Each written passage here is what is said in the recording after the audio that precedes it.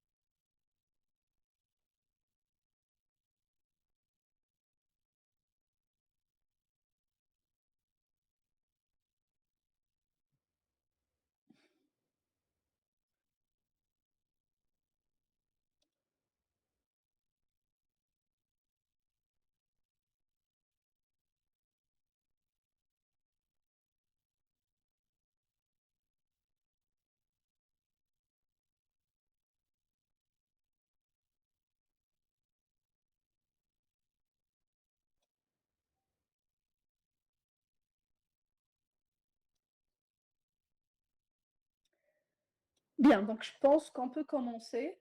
On est au nombre de 24, ça va. Je vais essayer de faire référence à chaque fois au cours. Donc, je passerai entre TP et présentation PowerPoint juste pour se retrouver. Donc, pour aujourd'hui, pour le TP d'aujourd'hui, donc on va essayer d'implémenter la descente du gradient. On a tous les fondements mathématiques pour ça. On a compris le fondement mathématique. Donc, ça sera très facile pour nous de passer à son implémentation. Et pour ceci, donc, je vous ai préparé une petite base de données. Alors, je vais juste mettre votre chat de côté pour voir les questions au fur et à mesure. Alors, n'hésitez pas à poser des questions sur le chat ou prendre directement la parole. Et je vais essayer de voir ça en parallèle. Est-ce que vous voyez mon écran, s'il vous plaît? Oui. Parfait.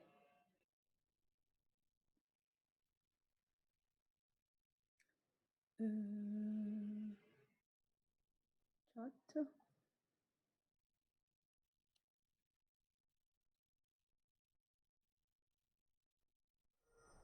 Très bien, donc je viens de mettre le contenu du TP sur le Drive.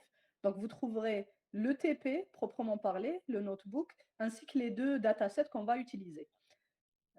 Donc sans plus tarder, on va essayer de voir les datasets. Donc dans ce TP, je réduis juste ça un petit peu encore. Dans ce TP, nous aimerions prédire le chiffre d'affaires d'une entreprise dans plusieurs villes en nous basant sur les habitants de cette ville. Pour ce faire, nous étudierons un ensemble de données avec le chiffre d'affaires Y et les caractéristiques des habitants X. Donc, comme on avait vu, si je reviens sur notre cours, notre salle ici. Donc, on a vu dans le cours, donc notre X qui était le salaire et notre Y qui était le prix de la voiture. Donc, on va juste remplacer ici donc, le nombre d'habitants avec le chiffre d'affaires. En fait, soit on peut considérer ça comme chiffre d'affaires ou comme bénéfice. Donc, ça sera notre Y. Et ce qu'on veut, donc le nombre d'habitants ici, c'est le nombre d'habitants par ville. Donc, ici, c'est le chiffre d'affaires par ville. Et le chiffre d'affaires, on va essayer de trouver le lien entre le nombre d'habitants et ce qu'on est en train de vendre. Est-ce que c'est mieux de viser des grandes villes pour commercialiser notre produit ou bien viser des petites villes où il n'y a pas beaucoup d'habitants? Parfois, les petites villes contiennent des personnes plus riches, donc notre chiffre d'affaires va être plus grand. Donc, on ne sait pas. Est-ce que le nombre d'habitants a un effet sur notre chiffre d'affaires? Et c'est ce qu'on va essayer de faire pour prédire pour n'importe quelle ville et n'importe quel nombre d'habitants dans une ville donnée, quel sera notre chiffre d'affaires. Et pour ceci, donc, on aura une base d'apprentissage où donc, la première ligne,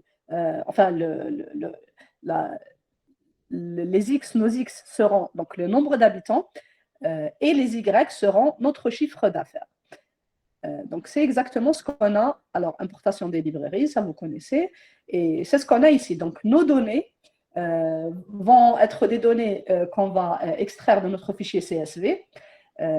Donc, c'est un fichier qui contient 97 lignes et 2 colonnes. Donc, 97, qu'est-ce que représente à votre avis le 97? 97 lignes dans notre X et 2 colonnes dans notre... Enfin, pas le X, hein, c'est notre base, toute notre base de données. Donc, j'ai 97 lignes et 2 colonnes. Et je suis sur une régression linéaire à une variable. Les donc, deux features. Yes, not de features. On va dire que je suis sur une régression linéaire à une seule variable. 97 exemples, vous avez raison. Donc, j'ai 97 exemples, 97 points. Et que représentent les deux colonnes? On enlève un features des deux features. Donc, que représentent nos X? Très bien, c'est exactement ça. C'est exactement la forme qu'on a vue avec le TP précédent. Donc, les lignes, c'est nos exemples, our samples, et nos colonnes, la première colonne, c'est nos X, et notre deuxième colonne, c'est notre Y. Donc, le X, il représente quoi dans notre cas? Que représente notre X?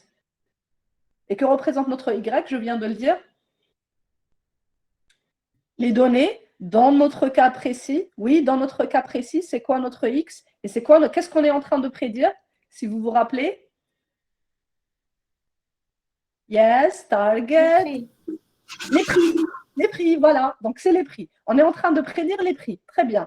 Et en se basant sur quoi, si vous vous rappelez? Nombre des habitants.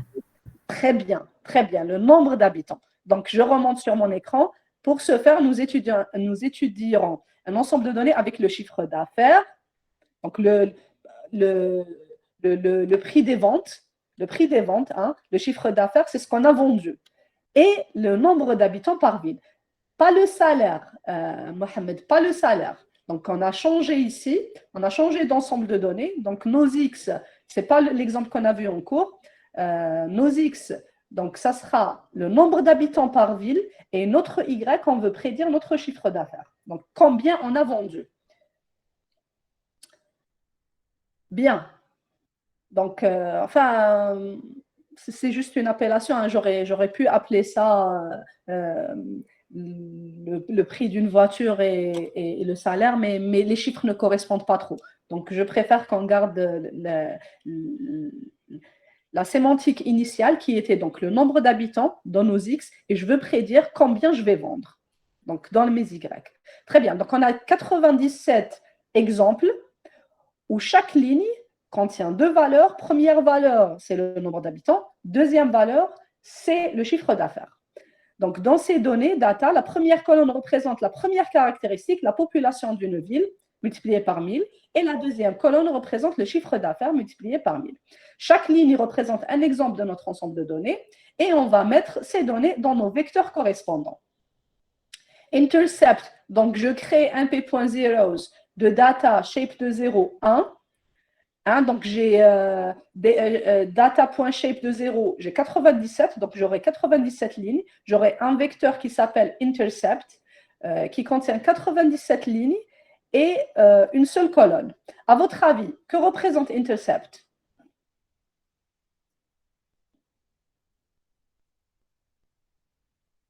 Que représente intercept? Pourquoi j'ai créé un vecteur de 97 lignes et une colonne et qui contient des zéros? Pas des zéros, je me suis trompée. Hein? No, not zeros, ones.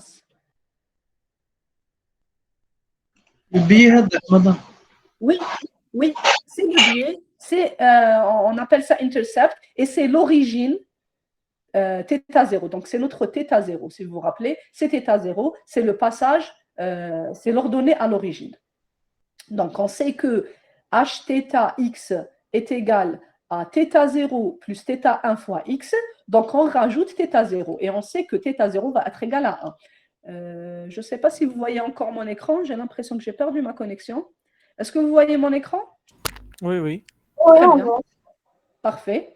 Parfait. Donc, on appelle ça donc intercept. C'est aussi, on appelle ça l'ordonnée à l'origine. Et c'est exactement notre θ0. Et θ0 doit être initialisé à 1. Et ça, on l'a vu. Pourquoi? Parce que 1 plus quelque chose. 1 plus quelque chose, non, c'est x0. Alors ici, θ0 peut être 0 comme il peut être 1. C'est pas un problème parce que θ0 va être mis à jour plus tard, durant l'entraînement. Donc, on peut l'initialiser à 0, à 1, à une valeur aléatoire. Hein. Voilà, donc pour chaque ligne, j'aurai... Attendez une seconde, je dois réfléchir. Pourquoi est-ce que c'est un 0 ou c'est un 1? Donc, 1 plus... Donc, 0 si ça passe par l'origine et 1 si ça ne passe pas par l'origine. Et par la suite, donc, on va multiplier par 1. Bon, je laisse ones et je vais vérifier ça plus tard. Hein. Donc, c'est notre biais. Et donc, je construis tout ça. Donc, mon x va être les deux. Donc, quelque chose fois intercept plus ma vraie valeur, mon x. Et y, bien sûr, on a dit que c'était la deuxième colonne de notre base d'apprentissage. Donc, notre base d'apprentissage contient 97 lignes. Elle contient deux colonnes. La première colonne, c'est nos x. La deuxième colonne, c'est nos y. Donc, ici, je n'ai fait que diviser. Donc, j'ai pris les x. J'ai mis une colonne à 1, vu que c'est notre x, vu que c'est notre biais, notre intercept, notre ordonnée à l'origine. Donc, j'ai mis des 1. Et avec des x, et avec le reste des x et y. Et là, on va juste visualiser donc ce qu'on a comme données. Donc, y en fonction de x. Y, c'est notre chiffre d'affaires, vous vous rappelez, et x, c'est notre population. Et donc, si je regarde, je peux visualiser donc data ici. Donc, voici ma donnée. 16, 17, donc 16 c'est mon x et 17 c'est mon y, donc je peux aller ici, chercher mon 16 est quelque part là, et ici j'aurai un 17, quelque part ici. Qu'est-ce qu'on a aussi? Alors, lorsque c'est une valeur qui est négative, c'est-à-dire que j'ai fait un bénéfice négatif. Donc, je continue. Je pense qu'ici, ça sera bénéfice. Voilà, donc ça, c'est notre ensemble de données. Et à votre avis, qu'est-ce que je vais devoir faire sur cet ensemble de données? qu'est-ce que je devrais avoir si je ne prends que la visualisation? À la fin de la définition de ma fonction hypothèse et de la définition de θ0, θ1, qu'est-ce que j'aurai ici? Qu'est-ce que je vais pouvoir rajouter sur ce graphe?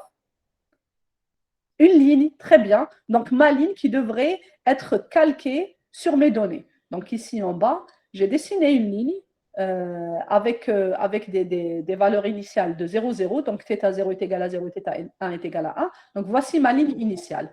Et en fait, par rapport à cette ligne initiale, je vais essayer de chercher mes θ0 et mes θ1 de telle sorte à ce que cette ligne soit dessinée de cette façon. Donc, pour mieux représenter mes données. Donc, je reviens sur nos données.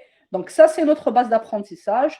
Tout l'ensemble de notre base d'apprentissage, c'est des paires X, Y, X, nombre d'habitants, Y, j'avais dit chiffre d'affaires, mais c'est plutôt le bénéfice. Donc, lorsque mon bénéfice est positif, j'ai un gain. Lorsque mon bénéfice est négatif, vous voyez ici, quelques valeurs négatives. Donc, j'ai eu une perte dans mon commerce. Voilà, donc ça, j'enlève. On a visualisé nos données et là, on va essayer de trouver la ligne qui représente nos données. Alors, le calcul du coût, donc ça, vous connaissez, ça, c'est ce que vous devriez implémenter. Si je reviens sur mon cours, alors, on était sur la fonction du coût.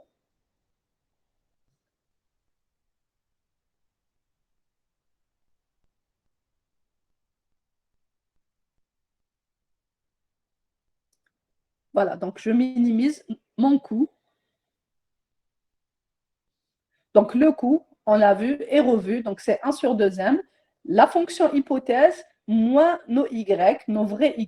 Donc on a un vecteur y qu'on vient de voir. L'hypothèse, donc c'est ce qu'on devra calculer. La soustraction au carré, j'applique ça sur tous les exemples et tout ça, je vais le mettre sur cette fonction. Donc dans compute cost, donc je lui donne mon vecteur x. Donc, on l'a construit donc ici. Notre x qui va contenir dans la première ligne D1, c'est notre θ0, et nos vraies valeurs de x. Donc, ici, x est une matrice à 97 lignes, donc 97 exemples, et 2 colonnes. Notre y, c'est un vecteur à 97 lignes, c'est nos vraies étiquettes. Et bien sûr, je dois calculer le coût pour un certain θ. Et θ aussi ici, c'est un vecteur. En fait, c'est un vecteur à 2 valeurs. Et 2 valeurs seulement. Ce ne sera pas 97 valeurs, mais ce sera seulement 2 valeurs qui vont être multipliées par les 97 valeurs de x.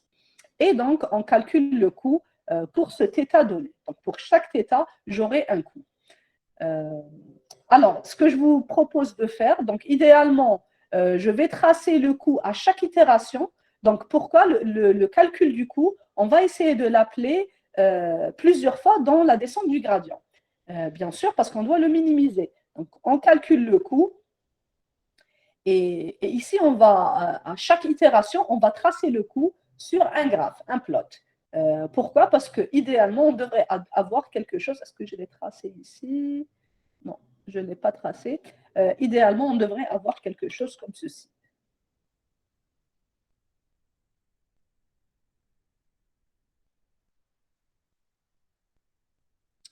Donc, à chaque itération, vous devriez avoir un coût qui descendrait. Donc, à chaque fois, vous aurez un point. Vous allez dessiner un point d'un coût qui se minimise à chaque itération. Donc, ici, nombre d'itérations. Et ici, notre coût, qui est notre J. Donc, ça, on va l'implémenter ici. Aussi, je dois garder, voilà, je trace le coût, mais je le garde aussi. Donc, ce qui serait idéal, c'est de retourner le coût. Ça, je pense que c'est mieux de le mettre dans la descente du gradient, parce que c'est là qu'on aura toutes les itérations. Donc, ici, à chaque itération, l'idéal serait aussi de garder le coût à chaque itération. Pourquoi je veux garder le coût à chaque itération? parce que je vais aussi tracer une courbe à 3 dimensions avec θ1, θ0 et le coût. Donc, calculer le coût pour l'ensemble des données d'apprentissage. Donc, je donne l'ensemble d'apprentissage, je donne mes Y, mes vrais Y, j'applique la formule et je retourne un coût qui est un scalaire. Je continue avec la fonction de la descente du gradient et cette fonction mettra à jour les paramètres θ0 et θ1. Donc, elle mettra à jour les paramètres θ0 et θ1 avec l'ensemble d'apprentissage, les étiquettes réelles, le paramètre alpha, donc learning rate, et le nombre d'itérations. Et là, donc, on va essayer de créer un array qui va contenir à chaque fois le numéro de l'itération, le coût et θ0 et θ1 pour tracer quelque chose qui devrait ressembler à ceci. Donc, θ0 x, θ1 y et le coût qui est le z. Donc, idéalement, on utiliserait quelque chose qui ressemblerait à ceci avec où est-ce que j'avais mis ça? Qui ressemblerait à ceci. Donc, je mettrai θ0, θ1 et je mettrai aussi donc le coût J de θ0, θ1 pour voir la distribution de notre coût.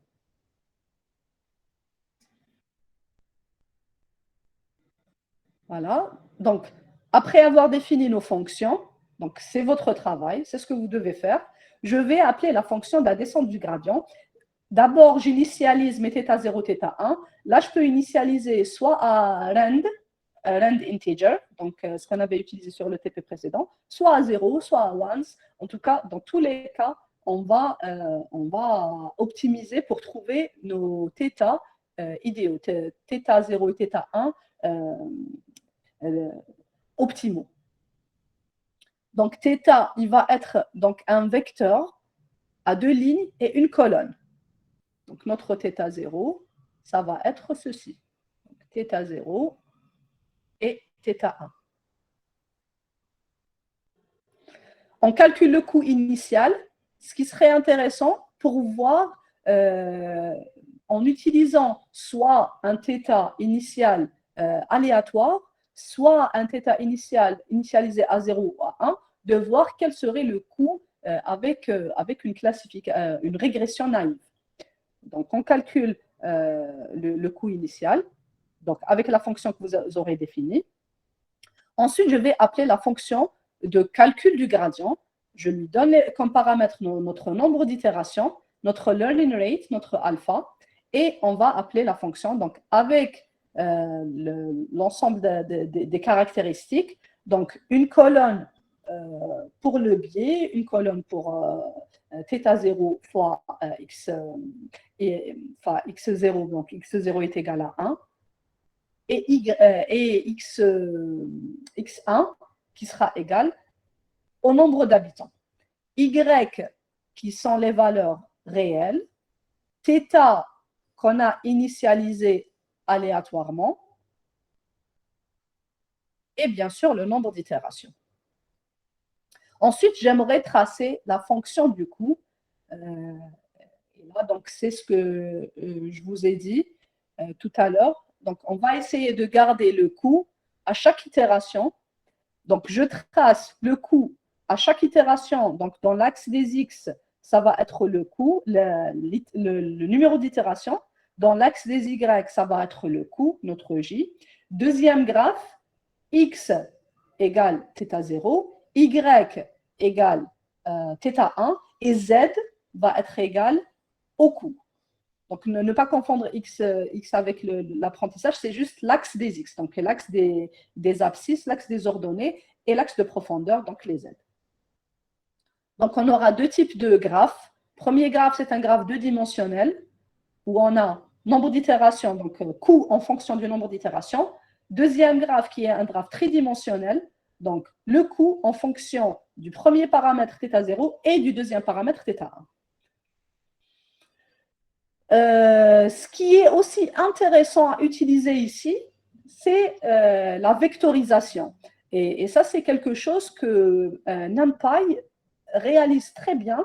Donc, au lieu d'aller calculer avec une boucle pour chaque exemple, ce qui serait encore plus intéressant, du moment que NumPy est un algorithme très optimisé, on peut transformer donc l'écriture qu'on avait fait précédemment avec cette écriture. Et elles sont exactement équivalentes. Vous vous rappelez que dans le cours, on avait mis θ transpose fois x, et donc ça va être, donc si je viens ici, je sais que θ, grand θ, qui est égal à θ0, θ1, est un vecteur. Et je sais que notre x, pour l'exemple 1, par exemple, ou l'exemple i, c'est aussi un vecteur. Donc c'est x0 et x1. x0 qu'on avait mis à 1, et c'est ce que j'ai mis ici.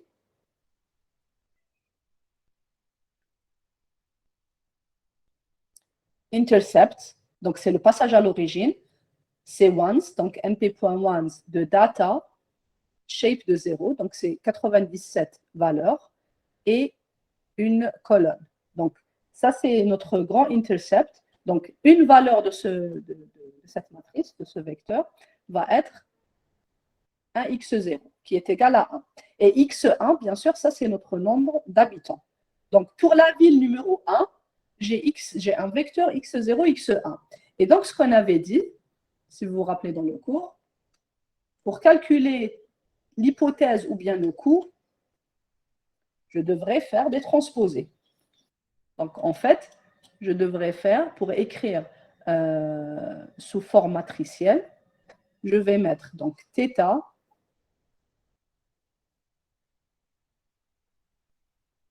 donc θ, pour l'exemple 1, on va dire. Donc, l'hypothèse de x pour l'exemple 1 va être égale à θ1 transpose multiplié par x1. Pourquoi je transpose ça? Parce que j'aurai θ1 transpose, donc ça va être θ0, θ1,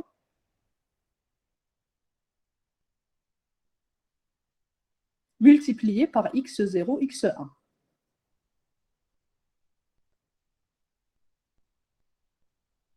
Donc, ligne fois colonne, et ça me donne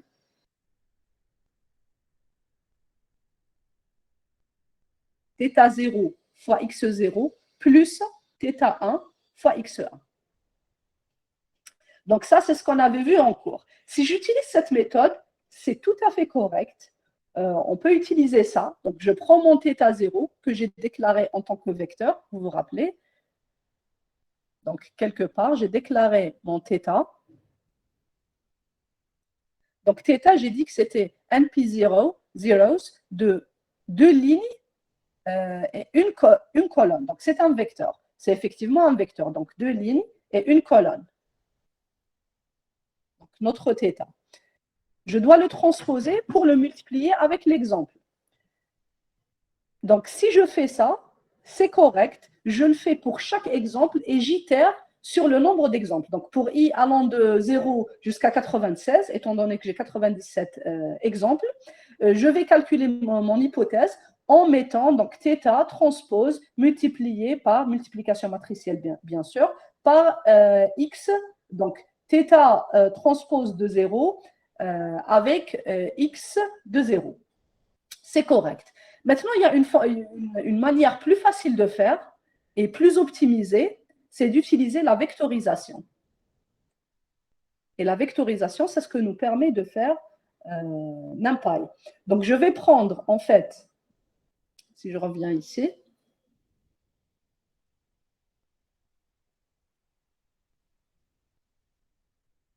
donc si je prends θ transpose fois x pour un seul exemple, je peux l'appliquer sur tous les exemples en multipliant donc mon grand X avec mon grand θ. Et donc, mon grand X, la représentation de mon X, c'est chaque ligne correspond à un exemple. Et chaque ligne, en fait, c'est un exemple, c'est la transposée de mon vecteur.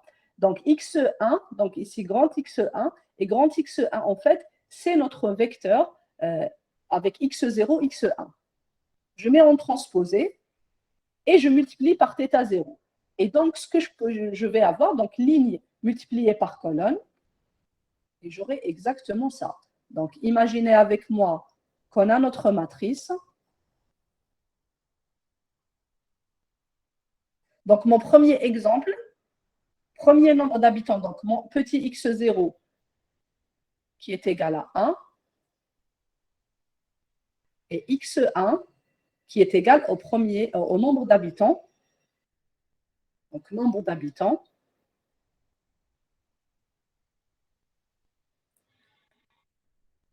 La ligne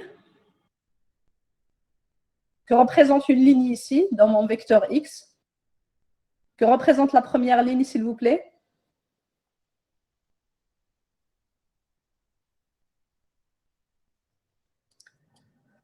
Que représente la première ligne dans mon vecteur x?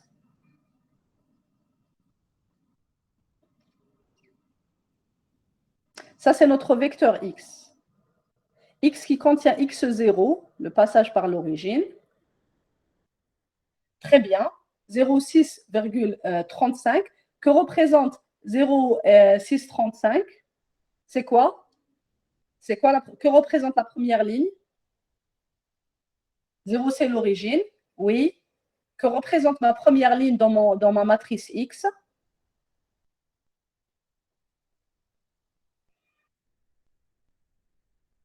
Qu'est-ce qu'elle représente dans ma base d'apprentissage?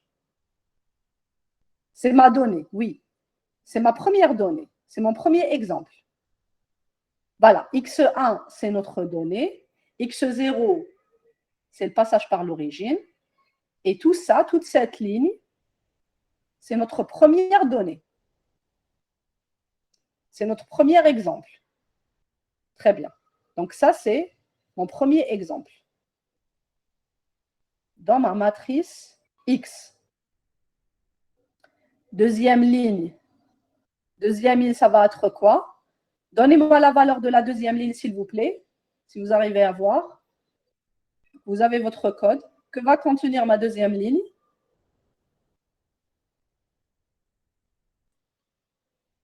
0,5,40. Alors, Ahmed, changez dans le code que vous êtes en train d'exécuter, et c'est valable pour tout le monde. Hein. Donc, changez ones. Non, non, pas integer. Non, non, non, on ne veut pas d'integer. On est en train de faire une régression, on ne veut pas d'integer. Ce qu'on veut faire, c'est initialiser la première colonne de x à 1 et non pas à 0. Donc, vous vous rappelez que la première colonne, c'est mon x0. Et mon x0, on avait dit que x0 sera toujours égal à 1. Donc, je reviens là où j'avais initialisé notre x0. Donc, on a lu nos données, on a affiché nos données. Et ici, donc, rajoutons l'ordonnée à l'origine θ0. Donc, l'ordonnée à l'origine, ça va être intercept égale à np.ones et non pas np.0. Très bien. Donc, je veux que tout le monde le fasse. Hein. Donc, intercept égale à np.ones. Et vous savez pourquoi. Donc, x0 est égal à 1 et non pas à 0. Donc, np.ones. Et ça va nous donner donc x0 qui est égal à 1 et x1 qui est égal à la valeur donnée par votre camarade. S'il vous plaît, je veux savoir quelle sera la deuxième ligne dans x. Donc, que sera égal x0 et à quelle valeur sera égal x1? C'est l'exemple 2.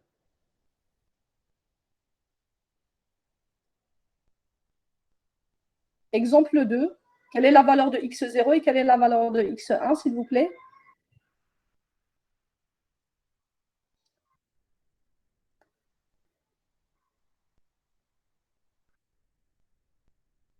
Très bien. Donc, ça, c'est le output de tout mon X. D'accord? C'est tout mon X. S'il vous plaît, je veux que tout le monde participe. Hein. Je ne parle pas qu'avec Ahmed, je parle avec tout le monde. Donc, votre camarade a lancé donc, le code et voici son output. Donc, ça, c'est notre matrice X. Et notre matrice, notre array X, contient 97 lignes. Chaque ligne représente une donnée. Chaque ligne représente X0 et X1. La première colonne, c'est nos X0. La deuxième colonne, c'est notre X1. X0, c'est notre biais, intercept, qu'on a mis à 1. Et X1, c'est notre donnée. C'est la valeur, donc c'est le nombre d'habitants pour une ville donnée. Donc, dans votre vecteur, et dans le vecteur que vient de coller votre camarade, donc on a, premier exemple est égal à 1, je change la couleur, ça, x1 est égal à 1, x0 pardon, est égal à 1, et x1 est égal à 6,101. Donc le nombre d'habitants de la première ville est égal à 6101 habitants. Et intercept, bien sûr, c'est toujours égal à 1. Donc, c'est le biais qu'on a vu. Deuxième ligne, donc on a 1 et 5,527. Donc, on a 5527 habitants pour la ville 2, etc., etc., etc. Jusqu'à la ligne M. Et M, enfin M-1, où donc, notre nombre d'habitants est égal à 18. 945. Et bien sûr, notre biais, intercept, la passage en origine, est égal à 1. Donc ça, c'est le Mème exemple moins 1. M-1. On a 97 exemples. À la ligne M-1, donc on aura cette valeur. Oh, bien sûr, les valeurs, elles sont générées aléatoirement, c'est ça? Non, ça, c'est un ensemble de données. Ce n'est pas généré. Ça, c'est l'ensemble de données. C'est notre vrai nombre d'habitants. D'accord, d'accord. Bien. Donc, ça, c'est le vrai nombre d'habitants qui est à la deuxième colonne. À la première colonne, c'est ce qu'on a ajouté. C'est notre x0 qu'on a vu en cours. Et on avait dit que h θ de x égale à θ 0 plus θ 1 fois x. Et en fait, on s'était dit que pour écrire ça sous forme matricielle, on allait mettre x0 fois θ0, donc x0 fois θ0, transposé, enfin pas transposé, pas encore, parce on est dans le cas univarié. Donc c'est x0 multiplié par θ0 plus θ1 multiplié par x1. Pourquoi? Pour créer notre vecteur x. Donc mon vecteur x qui est égal à x0, x1. Et θ, mon vecteur θ, qui est égal à θ0, θ1. Et donc l'écriture matricielle de ma fonction hypothèse était justement h θ de x égale à quoi, s'il vous plaît? H θ de x. Donc, si j'écris formule mathématique θ0 plus θ1, x0, je considère x0 est égal à 1, je multiplie par θ0 plus θ1 fois x. Donc, l'écriture matricielle sera égale à quoi? Donc, h θ de x va être égal à quoi? Vous connaissez? La transposée de x fois θ. À la transposée de x fois θ, on essaie de faire ça. Transposée de x fois θ. Est-ce que ça va marcher? Je vais prendre donc x0, x1 fois θ0, θ1. Donc ça va être x0 multiplié par θ0 plus x1 multiplié par θ1. Ça marche. Donc, je peux faire ça de cette manière. Donc, ça va être x transposé multiplié par θ. Ça marche. Et je vous ai dit que de préférence, on préfère commencer par θ. Donc, c'est juste de mettre x0, x transpose fois θ, mais on préfère juste écrire θ transpose, grand θ, transpose fois x. Donc, c'est notre fonction. Donc, si je prends les exemples qu'on a, donc, la première ligne, notre premier exemple, ça va être θ0, θ1. On a initialisé θ0 et θ1 à des zéros. Je peux initialiser ça à 1, je peux initialiser ça aléatoirement. Donc, je suppose que j'ai initialisé θ0 et θ1 à 1. Donc, la première fonction hypothèse, pour le premier exemple, va être 1 multiplié par, donc, θ transpose, donc c'est 1, multiplié par 1, x0 est égal à 1. Et x1, c'est égal à combien pour le premier exemple? Encore une fois, regardez le 6,11. Très bien, très bien. 6,11. Madame, pardonnez-moi, on a perdu le partage. Ah, ok, je repartage. Je repartage tout de suite.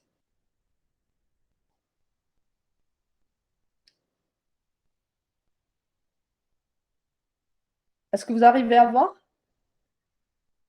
Oui. Très bien.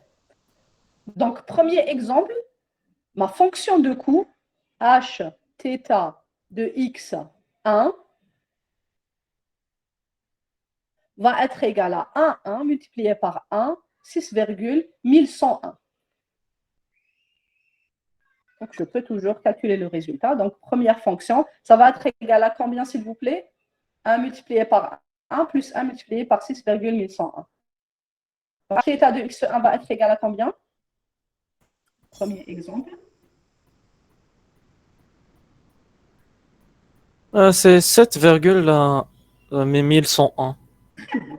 Tout simplement, c'est 7,1101. Donc, voici ma première fonction hypothèse.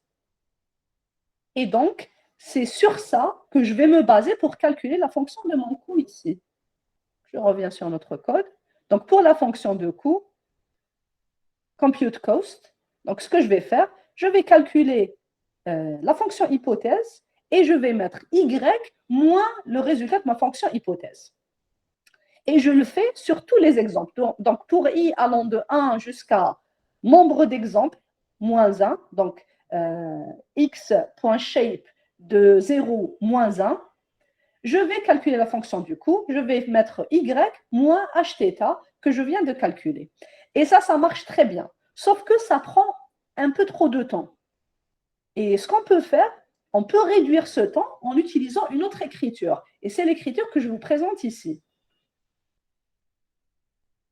Donc, c'est x, grand X, multiplié par grand θ. Donc, si je reviens sur l'exemple, donc notre matrice, je la prends telle qu'elle.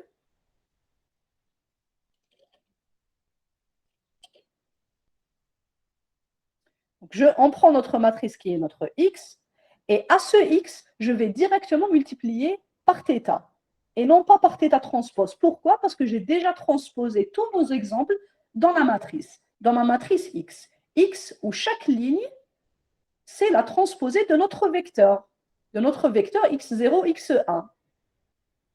Donc, en fait, ça va être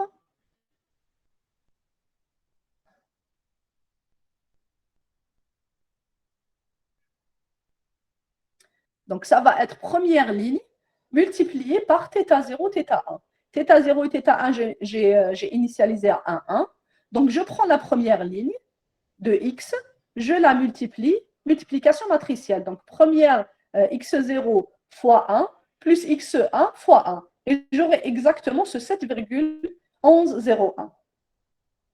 Deuxième ligne, Et ça, c'est le calcul matriciel. Hein. Donc, c'est ligne fois colonne. Première ligne fois colonne me donne un scalaire. Deuxième ligne fois colonne me donne un autre scalaire. Jusqu'au dernier exemple qui est 1 moins 1. Et donc, j'aurai un résultat de quelle taille, s'il vous plaît? Quel sera le résultat de cette multiplication? Donc, j'ai multiplié x par θ. X, c'est tout l'ensemble de la dataset.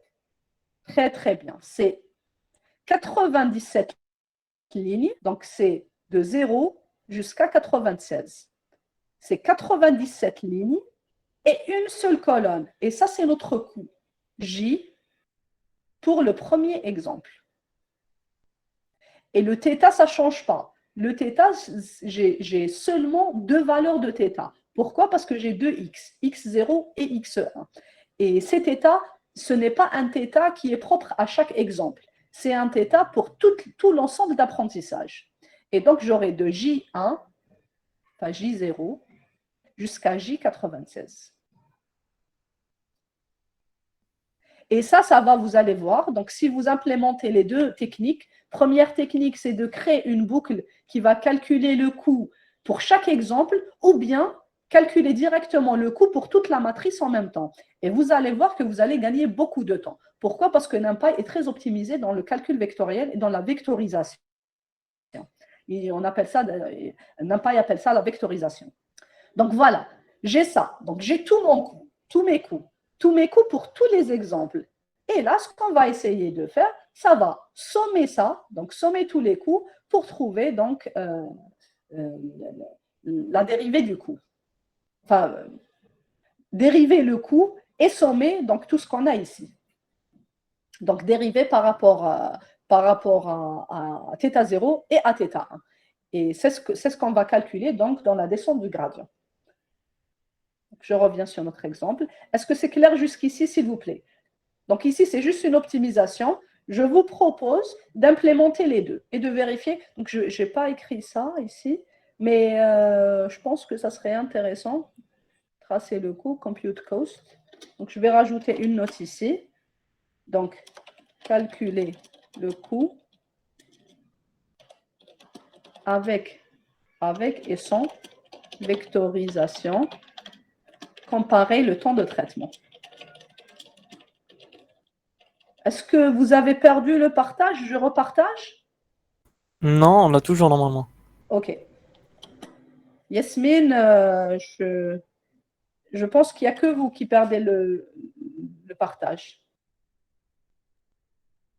Bon, dites-moi si vous n'arrivez toujours pas, Yasmine, sinon je repartage pour vous.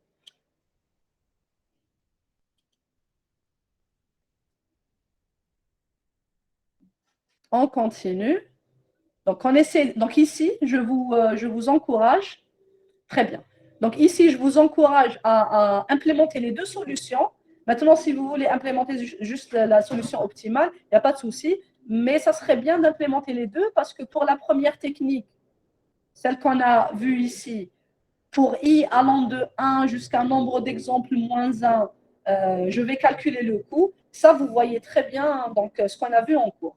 Et si vous implémentez directement ce matrice, donc vous voyez toujours ce qu'on a vu en cours, mais vous voyez une légère différence dans l'écriture.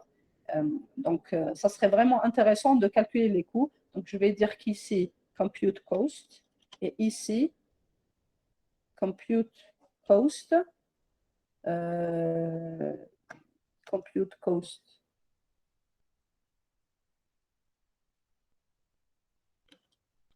Non vectorisé. Donc ça va être avec une boucle pour chaque exemple. Et ici, ça va être avec ce que je vous ai donné en bas. Descente du gradient, ça on a vu. Donc on va juste prendre l'hypothèse moins la prédiction. Donc l'hypothèse que j'ai ici, Hθ, moins mon vrai Y. L'hypothèse moins le vrai Y par la prédiction. Donc ça, c'est la prédiction. Donc l'hypothèse qui est la prédiction, moins mon Y, multiplié par X. Donc ici, je multiplie par X0 pour trouver la dérivée θ0. Je multiplie par X1 pour trouver la dérivée à X1. Et bien sûr, je mets à jour θ0 et θ1. Donc tout ça, vous allez le mettre à l'intérieur du gradient descent function. Donc, gardez aussi le coût à chaque itération. Voilà. Qu'est-ce que j'avais aussi? Coût initial. Donc, on peut calculer le coût initial. Donc, ça va être notre J. Les paramètres, donc on a parlé de ça. On a parlé de la vectorisation. Et là, on va essayer de prédire. Donc, comment vous allez prédire? Vous allez faire le calcul matriciel, donc multiplication, matrix multiplication, donc la multiplication matricielle de notre x multiplié par notre θ. Et c'est exactement ce que je vous ai écrit ici. Donc, x, mon grand x, vous voyez ici que c'est le grand x que je vais multiplier par mon θ qui est mon vecteur, θ0, θ1. Donc, ça, c'est une matrice au nombre de lignes qui est le nombre d'exemples, nombre de colonnes qui est 2, donc qui est égal au nombre de paramètres. Donc, on calcule avec la multiplication matricielle et on va dessiner, donc ça c'est pour prédire une valeur, y predicted. Donc ça, c'est en train de faire la prédiction pour toute la dataset. Alors ça, je pense que je vais le garder.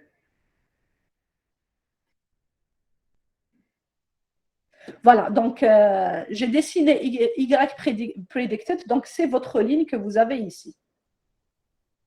Donc la ligne que vous avez ici, ça va forcément être une ligne. Donc vos Y predicted vont forcément être une ligne. Pourquoi? Parce que tout ce qui est prédit suit exactement la même fonction de la ligne. Donc, vous aurez forcément une ligne. C'est juste donc l'orientation de la ligne qui va changer et est-ce qu'elle va, oui ou non, passer par l'origine. Donc, c'est ce qu'on a tracé ici. Donc, Y predicted, c'est la multiplication matricielle des x avec nos θ. Donc, c'est notre fonction hypothèse. C'est le retour de la fonction hypothèse. On dessine ça avec un plot. On ne dessine pas avec un scatter plot parce que ça ne nous intéresse pas d'avoir des points. Ce qui nous intéresse, c'est d'avoir la ligne qui trace justement nos données. Et on va le faire aussi pour une fonction non linéaire. Donc, on utilisera le plot au lieu du scatter plot. Et on a donc notre ligne qui représente nos données, qui représente notre modèle. Je trace le coût en fonction de θ0, θ1. Donc, ça, c'est le graphe tridimensionnel dont je vous ai parlé. Et je prédis, donc, pour une population donnée, donc je vais prendre, si j'ai le nombre d'habitants est égal à 35 000 habitants, avec les θ que j'ai mis à jour durant la descente du gradient, je vais essayer de prédire la valeur de mon Y. Donc, quel sera le chiffre d'affaires dans une ville qui contient 35 000 habitants? Quel sera aussi le chiffre d'affaires dans une ville qui contient 7 000 habitants? Et donc là, essayez de voir est-ce que je peux avoir de la connaissance par rapport au nombre d'habitants. Est-ce que le nombre d'habitants d'une ville peut me donner une information pour orienter mon commerce? On passe maintenant à la régression à plusieurs variables. Est-ce que c'est clair pour la régression à une seule variable, s'il vous plaît? Est-ce qu'il y a des questions, s'il vous plaît?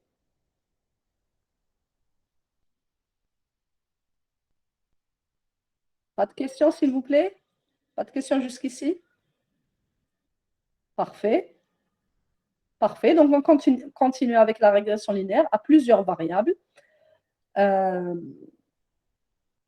Donc, proposer à l'aide des fonctions définies précédemment une régression linéaire lorsque le nombre de descripteurs est supérieur à 1 en utilisant la base d'apprentissage suivante. Et là, donc, on a une nouvelle base d'apprentissage. Et dans cette base d'apprentissage, en fait, je veux prédire le prix d'une maison cette fois-ci et non pas la vente ou le bénéfice d'un commerce donné. Et c'est la base de données que je vous mets sur le fichier CSV. Donc, c'est data-multi.csv. Donc, dans cette base de données, on a en fait 3 colonnes. 2 colonnes qui vont concerner nos descripteurs et une colonne qui va concerner la vérité terrain, donc nos Y. Nos Y qui sont continus, je suis toujours sur un problème de régression. Donc, le nombre de données d'apprentissage dans cet exemple est égal à 47. et donc 3 colonnes, donc 47 lignes, 47 exemples, 3 colonnes, première colonne, première caractéristique, deuxième colonne, deuxième caractéristique, troisième colonne, c'est ce qu'on veut prédire. Donc, quand on veut prédire le prix d'une maison, la troisième colonne, c'est le prix d'une maison. La première colonne, c'est la superficie de la maison. Et la deuxième colonne, c'est le nombre de chambres de cette maison. Donc, si vous voyez la base d'apprentissage, on peut toujours l'afficher ici. Data multi. Voilà, donc on avait dit ici, c'est la superficie. Ici, c'est le nombre de chambres. Et ici, c'est le prix de la maison. Alors, qu'est-ce que vous remarquez? Première chose qu'on remarque dans cet ensemble d'apprentissage qu'on a vu en cours. Quelle est la première chose qu'on remarque? Donc, je répète, première colonne, c'est la superficie de la maison. Deuxième colonne, c'est le nombre de chambres dans la maison. Et troisième colonne, c'est le prix de la maison. Et je veux prédire le prix de la maison. Première chose frappante qu'on voit dans cet ensemble d'apprentissage. Qu'est-ce que c'est? Essayez de mettre le rapport avec ce qu'on a vu en cours. On a 2 données, oui, très bien. On a 2 données, deux caractéristiques. Très bien, très bien. On doit normaliser. On doit normaliser. Alors, x0, x1, non, on n'a pas x0, x1. On a toujours x1, x2. On a rajouté une deuxième variable. x0, c'est nous qui devons le créer. À chaque fois, on doit créer notre x0 qui va avoir la valeur 1. Toujours, x0 est égal à 1. Donc, en fait, j'ai un x1, x2. x1, c'est la superficie de la maison, et x2, c'est le nombre de chambres. Et votre camarade nous dit, donc Omar nous dit, on doit normaliser. Pourquoi on normalise? Pourquoi on normalise? Est-ce que vous êtes d'accord déjà avec la proposition de votre camarade? Première chose frappante, c'est qu'on doit normaliser. Pourquoi on va normaliser?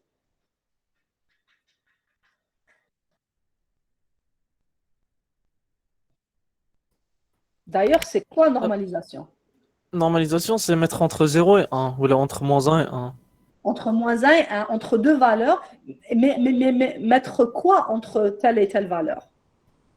Qu'est-ce qu'on va mettre entre -1 et 1?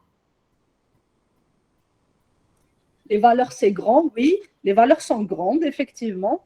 Les valeurs sont grandes. Quelles valeurs qui sont grandes? C'est lesquelles qui sont grandes? On n'a pas toutes les valeurs qui sont grandes. Amin. La dernière et la première dernière aussi. valeur, la dernière. Que représente la dernière? Le prix des maisons. Le prix de la maison. Et qu'est-ce qu'on va faire? C'est quoi notre objectif dans cette régression? Quel est notre objectif? C'est de prédire quoi? De les prédire. Oui, de prédire le prix. Très bien. Donc, si c'est prédire le prix de la maison, ça ne nous intéresse pas que Y soit grand ou petit, n'est-ce pas? Il n'y a pas de souci pour la prédiction. Ce qui nous intéresse, c'est les caractéristiques. Réduire la fonction de coût, les prix des maisons, de les prédire. Oui, on va prédire les prix de la maison. Réduire la fonction de coût. Oui, notre objectif, c'est réduire la fonction du coût. Alors, Samy nous dit la colonne 0. La colonne 0 qui est grande. Tout à fait, je suis d'accord avec vous. C'est la colonne 0 qui est trop grande. Par rapport à quoi elle est trop grande?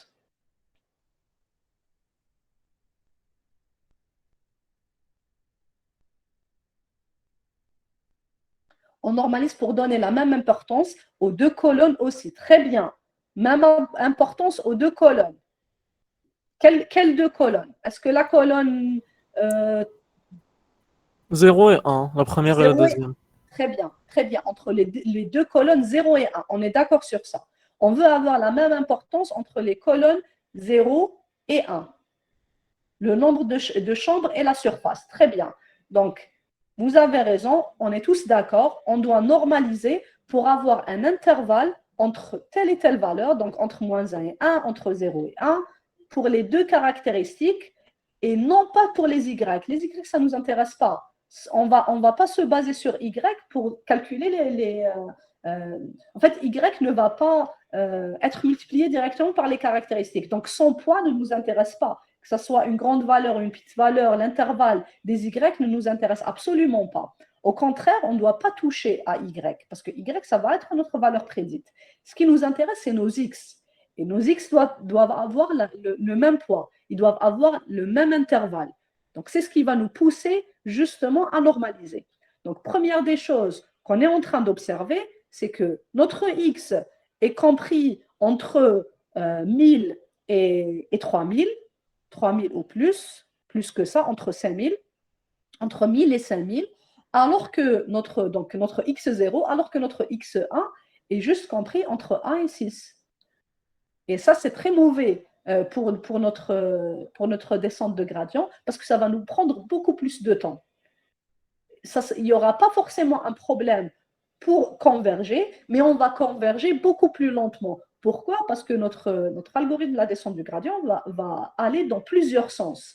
Et si vous voyez donc le plot de la descente de gradient, donc pour un point donné, donc si je prends notre fonction coût, donc ça c'est mon θ0, ça c'est mon θ1, je prends un seul θ0 et un seul θ1 et j'essaie de tracer tous les coûts possibles. Donc les coûts, ça va être un petit peu ici. Donc en fait, je vais démarrer à partir d'un θ0 et θ1 qui est peut-être ici, et je vais essayer d'aller chercher mon θ0, ou bien ici, donc je vais aller chercher mon θ0, et je vois bien ici que je vais aller faire une recherche de l'optimum avec beaucoup plus de sauts, d'itérations. Pourquoi? Parce que mes données ne sont pas normalisées, elles ne sont pas entre les mêmes intervalles. Alors, qu'est-ce que j'avais comme commentaire que je n'ai pas vu? La dataset qu'on utilise, c'est la même que le House Prices de Kaggle. Je demande ça car ce serait plus facile de l'importer sur Kaggle. Je ne sais pas, Yasmine, je ne sais pas si c'est la même. Je dois vérifier. Je ne pense pas que ce soit la même parce que ce que je mets ici, c'est des datasets plus réduites. Donc, je pense que sur Kaggle, la dataset est beaucoup plus grande. Donc, je préfère que vous utilisiez celle-ci. Un fichier CSV, c'est vraiment pas très lourd. Et par la suite, pourquoi une petite dataset? Pour mieux voir vos calculs, pour ne pas prendre beaucoup de temps. Après, vous voulez exporter votre algorithme vers des datasets plus grandes, il n'y a pas de souci. Je ne pense pas que ça soit la même dataset, Yasmine.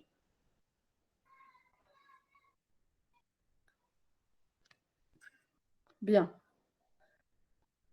Alors, je reviens.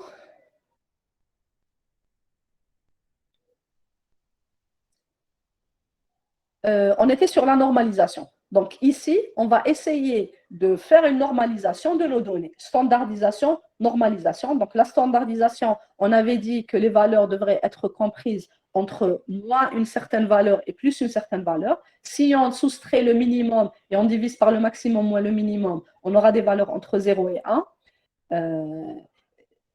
Sinon, donc ça c'est pour la standardisation. Pour la normalisation, on avait dit qu'on devait soustraire la moyenne est divisée sur l'écart type. L'écart type, vous avez déjà calculé ça en S1, donc on sait le faire. On calcule l'écart type de toute notre première colonne, l'écart type de toute notre deuxième colonne, et on va soustraire pour chaque X de la première, de toutes les lignes.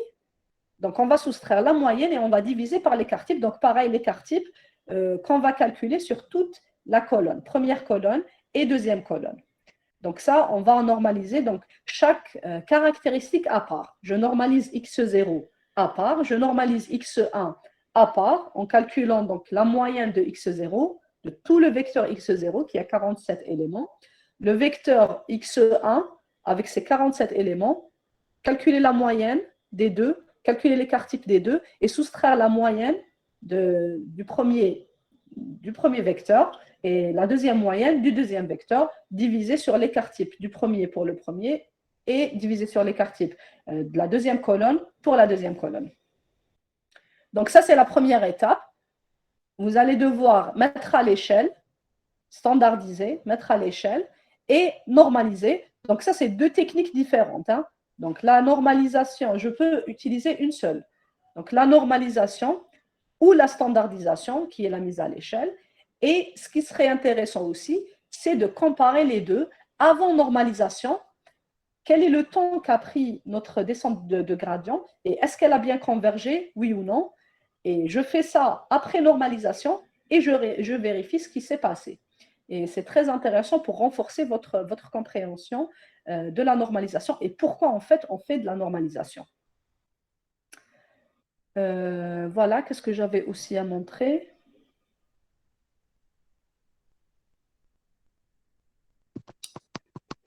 Je pense que c'était tout ce qui est demandé. Et bien sûr, donc j'applique la descente du gradient. La descente du gradient, donc vous avez le choix, soit d'utiliser la fonction que vous avez définie tout à l'heure pour une seule variable, soit d'utiliser une autre implémentation pour que ça réponde au problème multivarié. Donc pour le problème multivarié, c'est exactement le même que le problème univarié, étant donné qu'on est en train d'utiliser x0, x1. N'oubliez pas ici de rajouter votre x0 qui est égal à 1, donc une colonne à 47 éléments et qui contient un 1 sur chaque ligne. Donc 47 lignes avec un 1 sur chaque ligne, exactement ce qu'on a fait pour la régression univariée. Pour la normalisation, on peut le faire avec NumPy. Je préfère que vous fassiez tout seul. Je préfère que vous fassiez et que vous compariez. Vous pouvez faire avec NumPy, mais essayez de vous assurer que vous avez bien compris ce que fait la normalisation. Donc, ce que je vous propose de faire, c'est utiliser le calcul de la moyenne avec NumPy, ça, il n'y a pas de problème. Utiliser le calcul de l'écart type avec NumPy, mais après, pour vos données, donc la donnée moins la moyenne sur l'écart type, faites-le vous-même. Je veux que vous voyez, est-ce que vous êtes en train de bien faire les choses?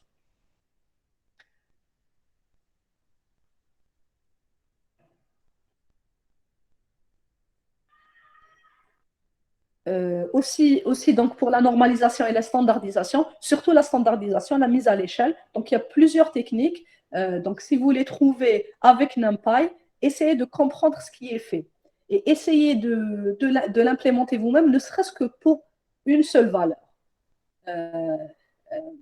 Juste pour voir est-ce que vous avez le bon résultat et qu'est-ce que NumPy est en train d'utiliser pour la standardisation.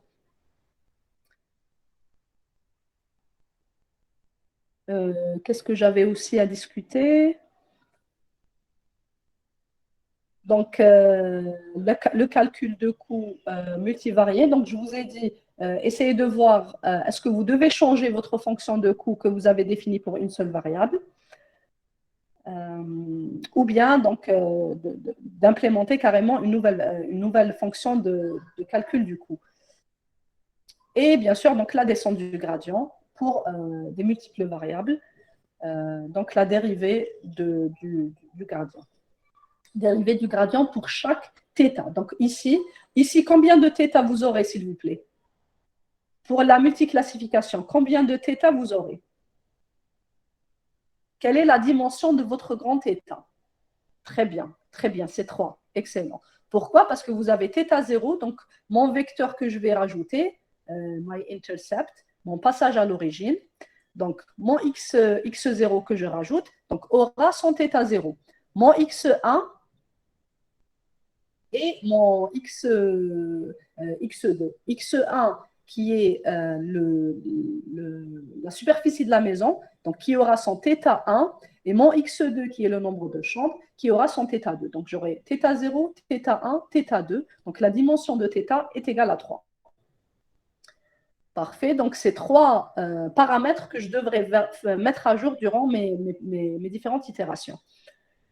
Voilà, donc c'est tout ce qu'on avait. Normalisation, appliquer la descente du gradient.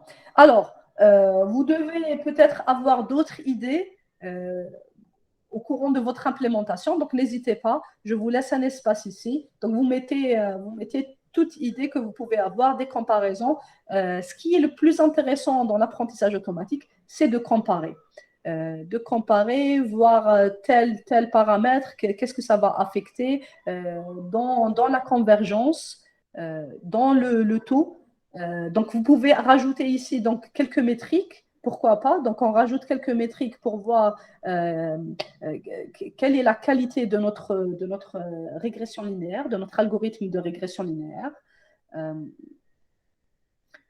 Le temps d'exécution aussi, donc c'est intéressant de voir et la précision de notre algorithme et le temps d'exécution. Qu'est-ce qu'on est en train de gagner à normaliser, à standardiser, à initialiser. Peut-être que si j'initialise mes θ d'une façon différente, j'aurai un résultat différent, et ainsi de suite. Donc, vous pouvez même imaginer initialiser θ0 et θ1 avec une loi gaussienne, par exemple, et voir est-ce que ça change, est-ce qu'on a un résultat différent, est-ce qu'on converge plus rapidement. Donc, tout ce que vous pouvez avoir comme idée, donc je vous laisse un espace libre de rajouter ici. Qu'est-ce que j'avais aussi? Donc, idéalement, vous devriez trouver une fonction qui ressemblerait à ceci, une fonction hypothèse qui ressemblerait à cette ligne. Donc, avec la population. Alors, ça, c'est pour la régression univariée. Je pense que je n'ai pas encore exécuté la régression multivariée. Mais déjà, pour la régression univariée, normalement, vous devriez avoir une ligne bleue qui ressemble à ceci. Donc, les données sont en rouge et la ligne en bleu, donc la ligne de notre hypothèse. Aussi, donc, vous devriez avoir un coût qui ressemblerait à ça.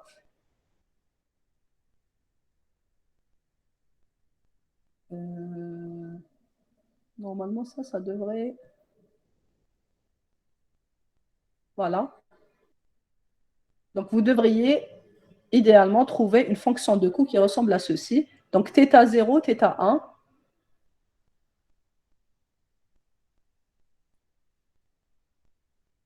Et si vous prenez un ensemble θ0 et θ1, donc je vais prendre 5 avec 2, j'aurai un coût qui va changer. Pourquoi? Parce que c'est une profondeur.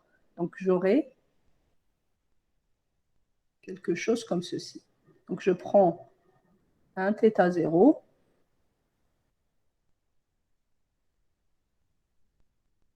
et un θ1. Et donc, j'aurai exactement ça.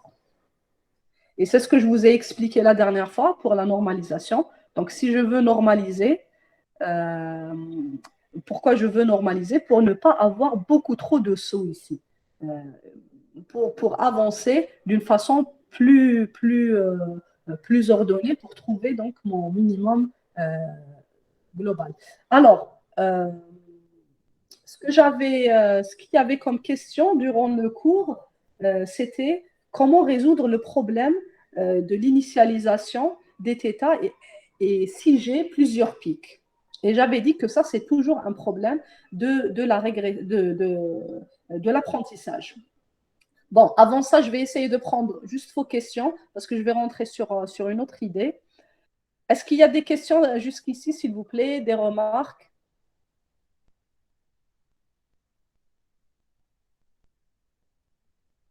Pas de questions, s'il vous plaît? Très bien. Très bien pour tout le monde. Ça va? Excellent. Très bien. Alors, je pense que j'ai une coupure. Est-ce que vous voyez toujours mon écran, s'il vous plaît? Parfait. Oui. OK, parfait. Bien. Donc, vous m'avez posé la question.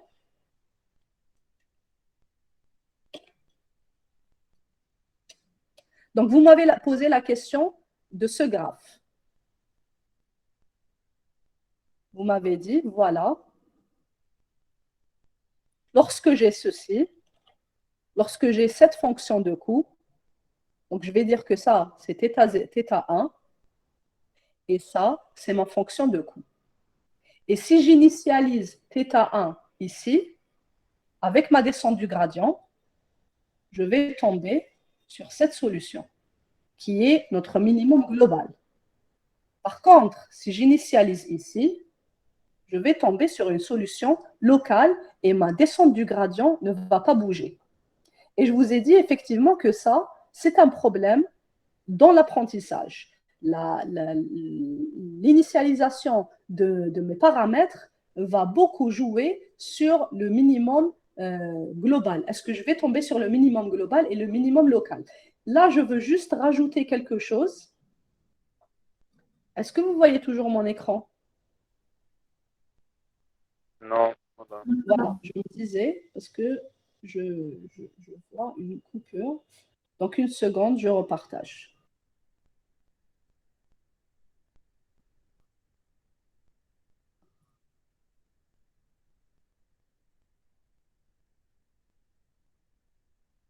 Et maintenant, est-ce que mon écran est clair et visible?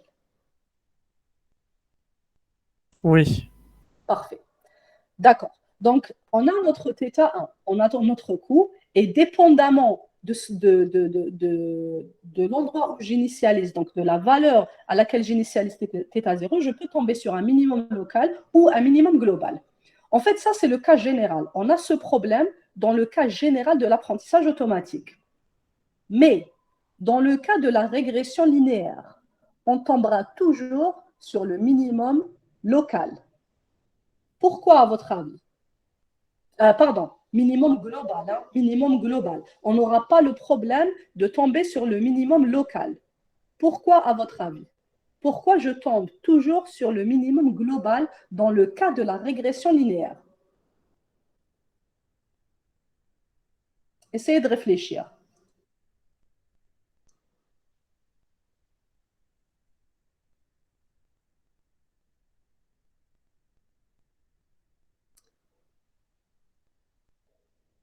Essayez de réfléchir par rapport à la fonction de notre coût. C'est quoi notre fonction de coût? Parce qu'on n'aura qu'un seul minimum. Oui. Pourquoi on n'aura qu'un seul minimum? En fait, nous, le minimum, on le sait, on ne le connaît pas. Hein. Pour la fonction de coût, on en avait déjà discuté. On ne connaît pas notre minimum. On va le chercher avec des itérations.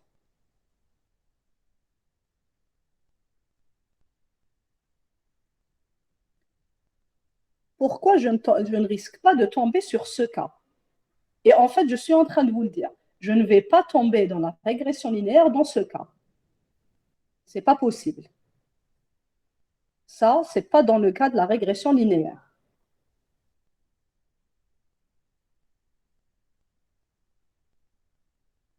Parce qu'elle a la forme de very good.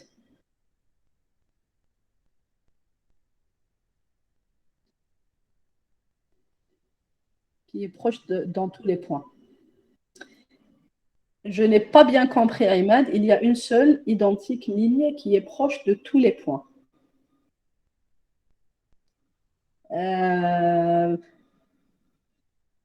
Oui, mais ce n'est pas vraiment lié à la ligne, en fait. En fait, c'est beaucoup plus lié au coût. Et c'est ce que dit votre camarade, donc Amayas. Vous avez raison, c'est une fonction quadratique. Et on a vu que les fonctions quadratiques, donc ça avait cette forme. Vous vous rappelez? Quelque chose, on avait toujours cette forme pour les fonctions au carré. Vous avez déjà étudié ça. Et notre fonction est positive, donc elle va toujours aller vers quelque chose de plus petit. Donc en fait, du moment que je suis sur une fonction quadratique, je n'aurai que cette forme. C'est impossible d'avoir cette forme. Qu'il n'y a plus de partage. Ah, pardon. Donc je repartage.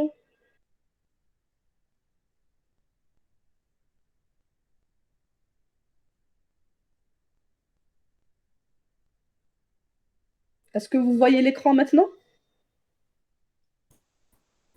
Ça charge. Ok. Ok. C'est bon. Très bien. Donc, ce que je disais, c'est qu'il est impossible de tomber sur ça pour notre fonction qui est au carré. Donc, j'ai quelque chose, hypothèse, moins y au carré, avec une somme sur tous les exemples. Et en fait, j'ai une fonction quadratique qui est toujours positive et que je vais essayer de réduire. Dans ce cas-là, j'aurai toujours ce schéma pour ma fonction quadratique. Toujours. Et elle sera toujours une fonction convexe. Convexe, oui. Donc, j'aurai toujours la forme de ma fonction de coût et toujours une fonction convexe. C'est pour ça que je vais toujours tomber sur un seul minimum qui est le minimum global. Et ça, c'est important pour l'algorithme de descente de gradient pour la régression linéaire. Donc, voilà la raison pour laquelle on ne risque pas de tomber sur ça, mais vous allez voir donc plus tard qu'on risque de tomber sur ça, notamment avec les réseaux de neurones. Donc, on risque de tomber sur les minimums globaux, locaux. Pardon. Par contre, pour la régression linéaire, notre fonction de coût aura toujours une fonction hyperbolique convexe. Convexe. Voilà, donc c'est ce que je voulais discuter. Est-ce qu'il y a des questions jusqu'ici, s'il vous plaît? Pas de questions?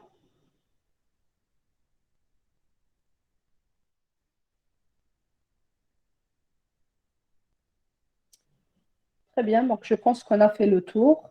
Je vais vous mettre, prenez la nouvelle version du TP, parce que je viens de faire des petits changements. Donc j'ai changé mon X0, donc ça, je n'ai pas besoin de voir. On a changé donc notre petit X0, qu'on a mis à 1. Θ, on initialise à 0, donc vous pouvez ici changer votre θ pour d'autres valeurs aléatoires. Mais avec θ est égal à 0, cet algorithme devrait converger. Qu'est-ce qu'on a changé aussi? Normalement, c'est tout ce qu'on a changé.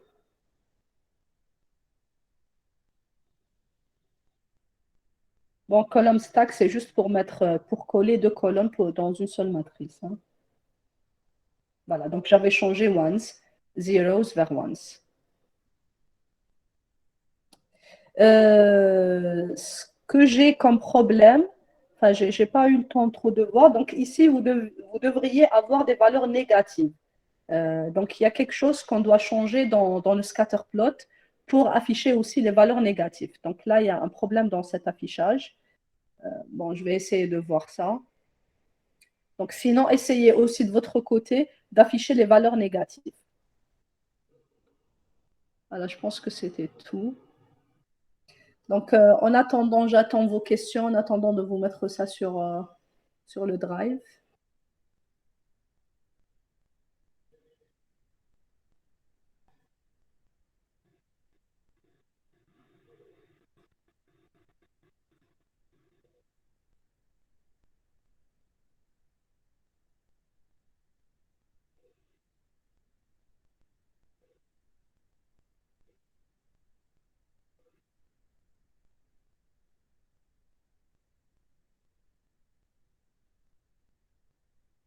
Est-ce qu'il y avait d'autres rappels? Je pense qu'on a fait le tour.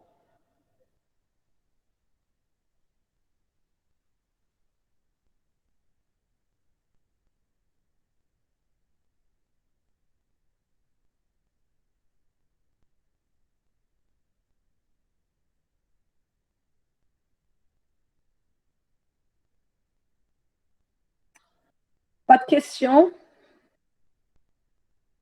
Bon, s'il n'y a pas de questions, je vous remercie. Je reste ici encore 5 minutes pour d'éventuelles questions. Et sinon, je vous remercie. Alors, pour le délai, donc, on va toujours laisser donc, un peu plus d'une semaine pour faire le TP. Alors, ce TP, il n'est vraiment pas très difficile. On a vu toutes les notions et c'est beaucoup plus pour renforcer ce que vous avez compris durant le cours pour la régression linéaire. Et c'est très important de commencer à comprendre ça dès maintenant parce qu'on va rentrer de plus en plus dans des concepts beaucoup plus compliqués, beaucoup plus complexes. Donc, essayez de faire votre TP. Le TP, l'objectif du TP, c'est de renforcer votre compréhension. Donc, on va laisser, je pense que j'ai mis jusqu'à vendredi prochain. Donc, vendredi 18 mars, comme d'habitude. Donc, vous aurez un peu plus d'une semaine pour rendre votre TP. Je vous remercie et on se voit selon le planning de l'enseignement en ligne la semaine prochaine, Inch'Allah. Très bien. Merci, madame. Merci à vous.